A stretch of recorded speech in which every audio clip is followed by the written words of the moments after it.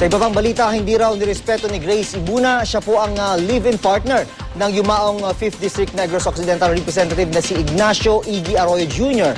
Ang Korte ng Pilipinas nang ipapigil nito ang pagpapauwi ng labi ng kongresista. Ayon niya sa kampo ng asawa ni Iggy Arroyo na si Aleli na dismayadong umuwi kagabi galing London, United Kingdom. Ang malita balita, hatid ni Haji Rieta.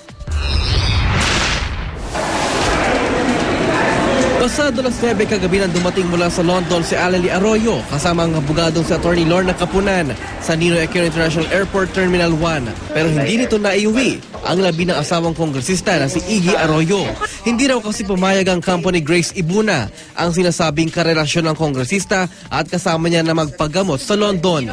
Ayon kay Atty. Lorna Capunan, abogado ni Aleli, ilang oras pa raw sila naghintay sa Embahada ng Pilipinas sa London sa pag-asang maiuwi ang labing Iggy. So when we were ready this morning to fly out the remains, kasi yun ang agreement ng family at yun rin ang sinabi ng Philippine Embassy, tumawag ang lawyers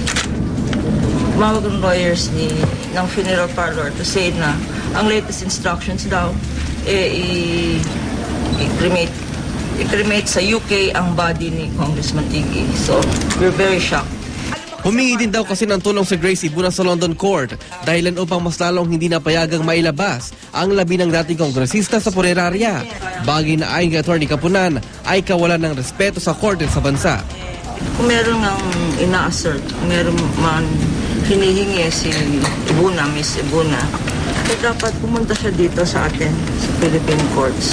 Huwag sila magtago doon sa UK. Ang biyudang may bahay namang si Aleli, bagaman dismayado, ipinapasa Diyos na lang ang mga sumusunod na mangyayari. Gusto nga namin mag-healing na pero merong mga nagpa-prevent. So, tuloy-tuloy na lang ang dasal. Haji Rieta, GMA News.